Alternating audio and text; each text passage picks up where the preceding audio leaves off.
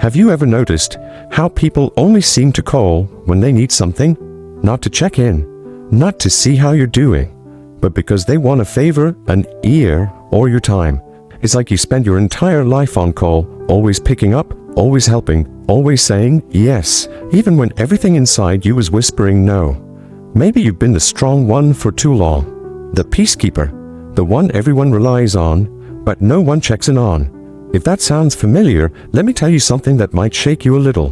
When you stop being constantly available, everything changes. And I mean everything. This isn't about shutting people out or becoming distant. It's about finally choosing yourself. For the first time in a long time, putting your energy where it matters most, back into your own well-being. Today, we're going to walk through what that really looks like.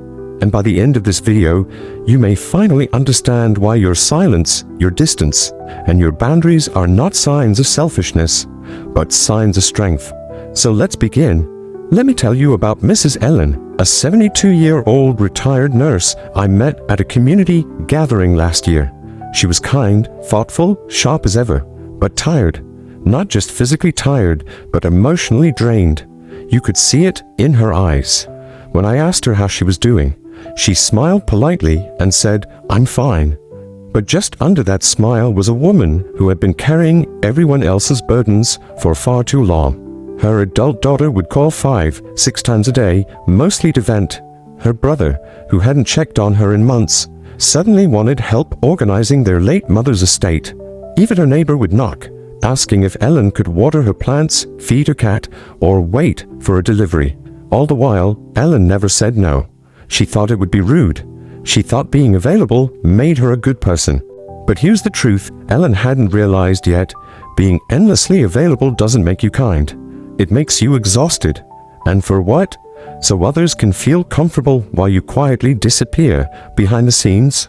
We're taught, especially in earlier generations, that being dependable means always being present, always saying yes. Keeping the peace, avoiding conflict, maintaining the relationship, no matter the cost to ourselves. Many of us grew up thinking love was something we earned by proving we could carry it all. But that kind of love, the one you have to constantly perform for, is not love. It's labor, and the labor never ends. You respond to every message instantly, even when your eyes are heavy from a long day. You pick up the phone because you should, not because you want to. You listen, you nod, you give advice, you drive across town, you lend money, you bite your tongue. You're always available. But when was the last time someone was truly available for you? This constant state of emotional availability, it wears on you. You lose sleep over someone else's crisis. You push aside your own needs to solve someone else's drama. And day by day, piece by piece, you start losing parts of yourself. Not in one big moment, but slowly, quietly, invisibly, until one day you wake up and there's nothing left in your tank but resentment and fatigue. The saddest part, most people don't even notice. You see, being available all the time doesn't make people love you more. It makes them expect you more. It makes them take your presence for granted. They don't ask how you're doing. They assume you'll always be there, always picking up, always understanding. And the second you're not, they say, "What's wrong with you?" As if your worth was tied to how much you give. But what about your peace? What about your energy, your time, your health, your boundaries? How many of those have you sacrificed just to keep being the reliable one? How often have you said yes when you were silently screaming, "Please, not today"? The truth is, and the truth many of us have learned the hard way, the more available you are, the more invisible you become. So many older adults are walking around with this deep ache they can't quite name. It's not physical. It's not even loneliness. It's the ache of being constantly needed, but rarely seen. That silent frustration of realizing you've been everyone's emotional safety net for years, and now you're tired. You're ready to step back. You just don't know how. But you can, and you must.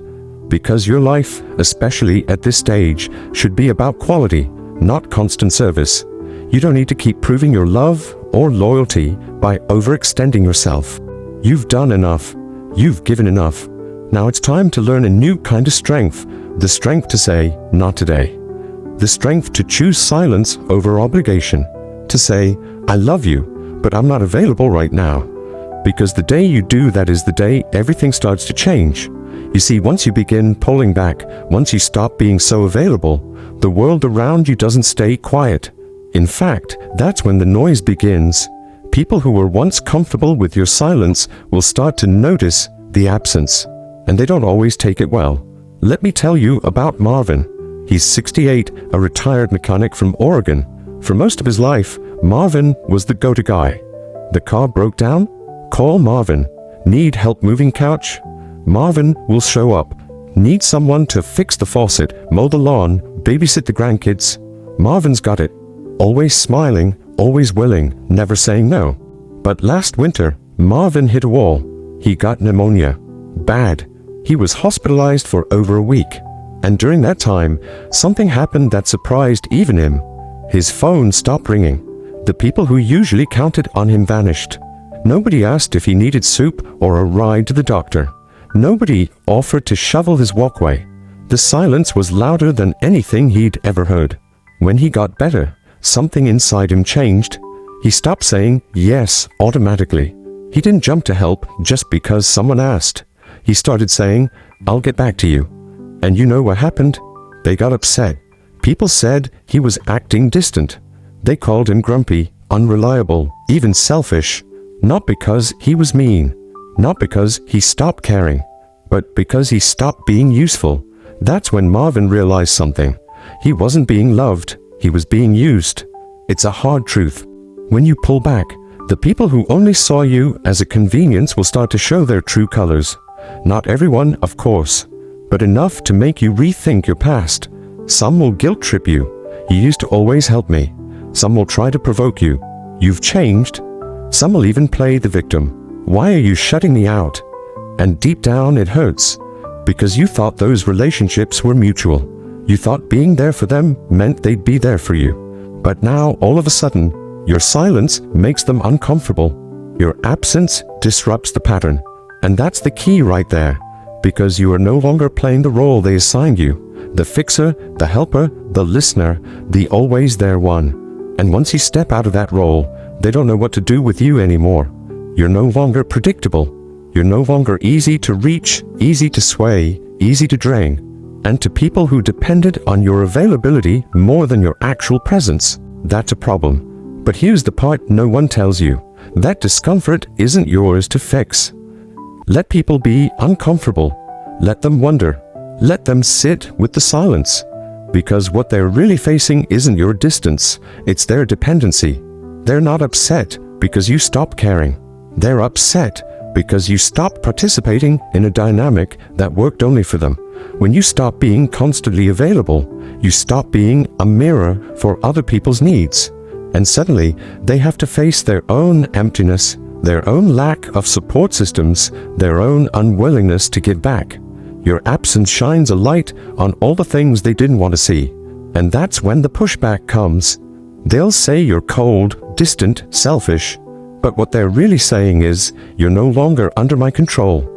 And that is a powerful realization. So when this happens, and trust me, it will, you must resist the urge to go back to your old patterns. Don't explain yourself.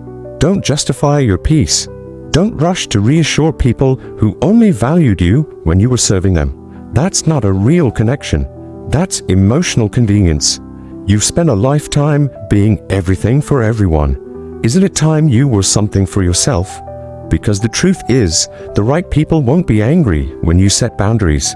They won't shame you for needing space. The people who truly love and respect you won't need you to be available all the time to feel secure in the relationship. They will understand. They will adjust. They will ask, are you okay? Instead of, why weren't you there for me? And those are the people worth keeping.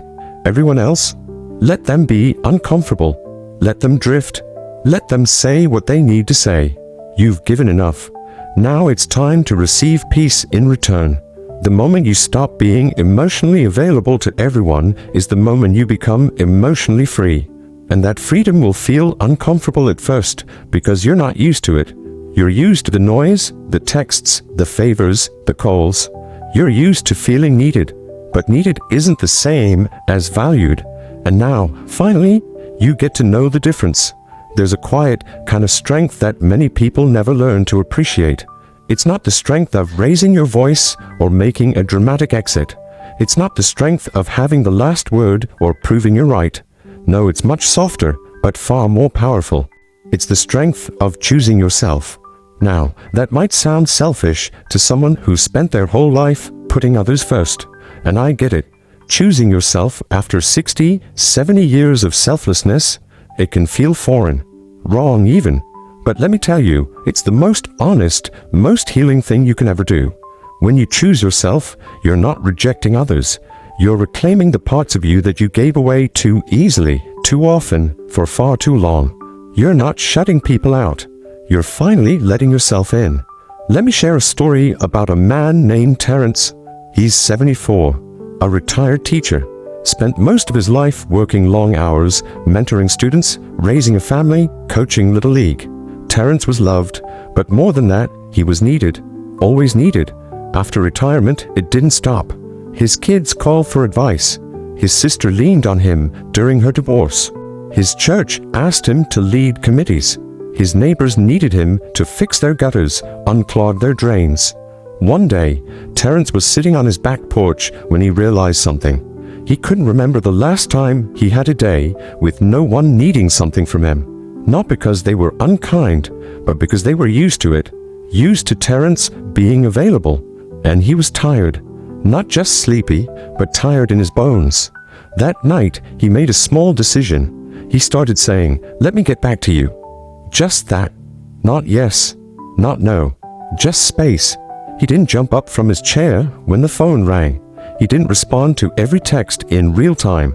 He didn't feel the urge to fill every silence with a solution. And do you know what happened? The world didn't fall apart. His kids still loved him. His friends still called. But something inside Terrence shifted.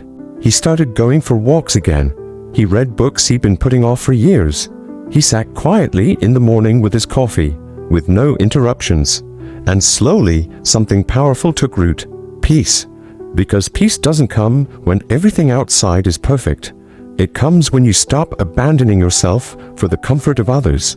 This is what choosing yourself really means. It means no longer sacrificing your well-being just to avoid making someone else uncomfortable. It means giving your time and attention deliberately, not out of habit or guilt, but out of genuine desire. And yes, people might not like it at first. They might say, "You've changed." And they're right. You have. You've stopped being the emergency hotline for everyone else's problems. You've stopped being the buffer between people and their own discomfort. You've stopped making other people's chaos your personal responsibility. And that's not coldness, that's clarity. When you choose yourself, you begin to hear your own voice again. Not the echo of what others expect from you, but your actual voice. The one that says, "I'm tired today. I need rest." Or, "That conversation doesn't feel right. I'll step away." Or simply, "No, thank you." And here's the secret not enough people say out loud. You don't have to explain your no. You don't owe anyone a justification for choosing peace. Older adults, especially those from more traditional upbringings, often feel they have to explain their boundaries. "I'm sorry, I can't help. I'm not feeling well." Or, "I'd love to, but I have something else going on." Even when that something else is just sitting quietly with your thoughts. But the truth is, rest is a reason. Peace is a plan. Silence is an answer. And that's where your real strength lies, not in how much you can carry, but in how wisely you choose what's worth carrying in the first place. You've already proven you can endure. You've already shown your loyalty, your patience, your heart. Now it's time to show your wisdom. And wisdom knows when to step back. Wisdom knows when to be still. Wisdom knows that not every request deserves a response. It takes strength to let people feel disappointed in you without rushing to fix it. It takes strength to let someone be confused by your silence instead of offering a lengthy explanation. And it takes strength to say, "I'm matter to." Because you do. You always have. Maybe you just forgot for a while. Maybe you got too busy being everything for everyone else that you slipped into the background of your own life.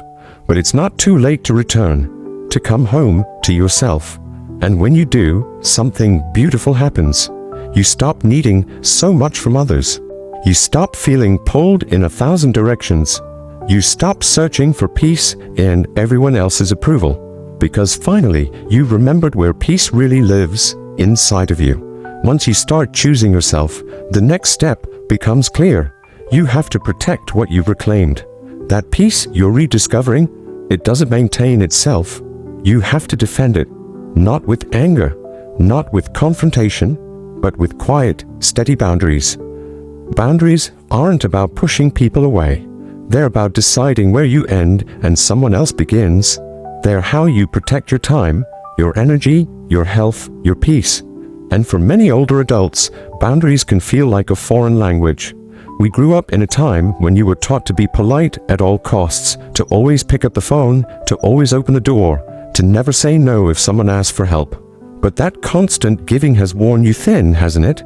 Boundaries are your way of saying, I love you, but I will not lose myself for you. Take Darlene, for example.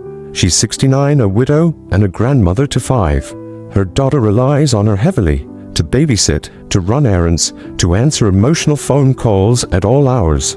At first, Darlene didn't mind. She loved being involved. But after a while, she noticed she never had time to do what she wanted. Her book club? Dropped it. Her morning walks? Forgotten. Even her gardening, her favorite thing, became an afterthought. One day, Darlene's neighbor, Anita, asked her if she was still going to their weekly knitting group. Darlene sighed and said, I don't have time anymore. But as soon as she said it, she felt a wave of sadness, not because of the group, but because of what she'd let go. That night, Darlene made a decision. She wasn't going to disappear behind everyone else's needs anymore. So she called her daughter and gently said, I'll still help the kids, but only on Tuesdays and Thursdays. I need the other days for myself. It wasn't dramatic. It wasn't angry. It was calm, clear, and kind. And it changed everything. At first, her daughter was surprised. But over time, she respected it. Darlene started going back to her knitting group. She took up gardening again. She even started painting, a hobby she hadn't touched in decades. That simple boundary, it gave her life back. You see, boundaries are not walls. They're fences with gates. You get to decide when to open them and when to keep them closed. You get to choose who steps inside your peace and who stays outside of it. And one of the most powerful things you'll ever learn is this. You can say no without guilt. You can say, not today. You can say, I don't have the capacity for that right now. And here's the part many forget. You don't have to justify it. You are allowed to protect your energy, even if others don't understand. Especially if they don't understand. People may say you're being distant. They may accuse you of changing. But that's okay. Let them. Because when you start drawing boundaries, the people who only liked you for your yes will start to disappear.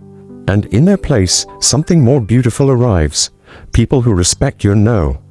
And here's the truth that often surprises people.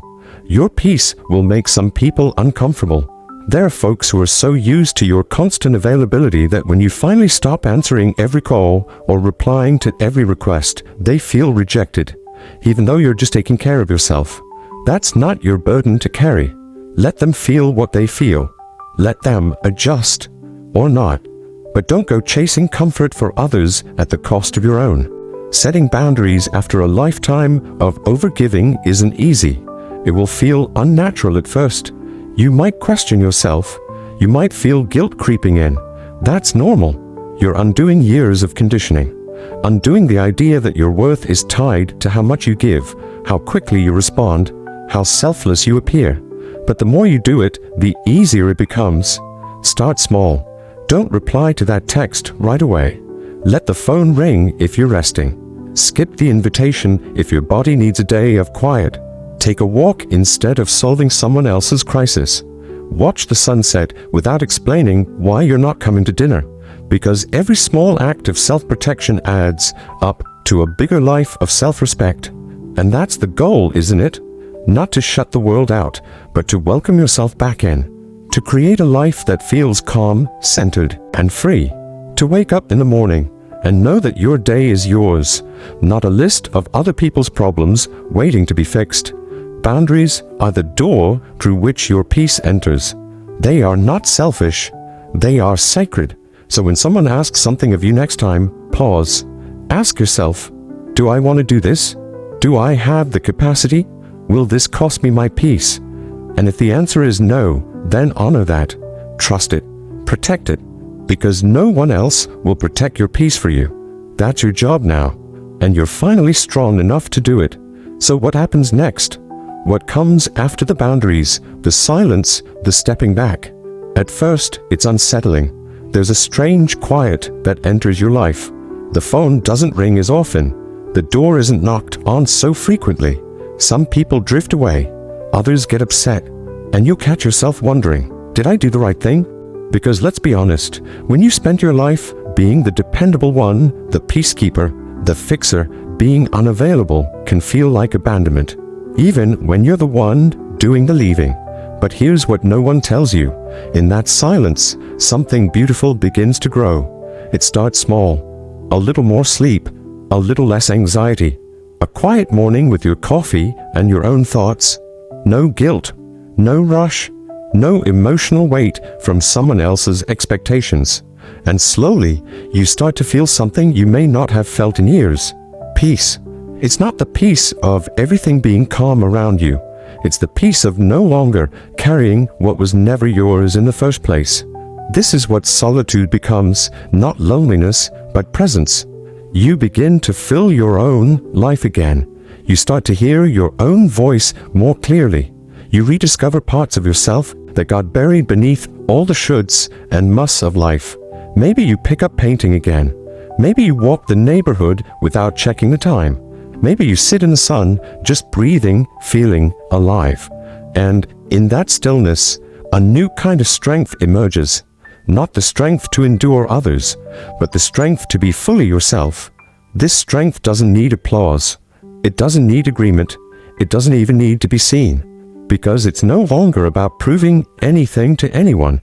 You've already done enough. Now, finally, you can just be. And here's something that might surprise you.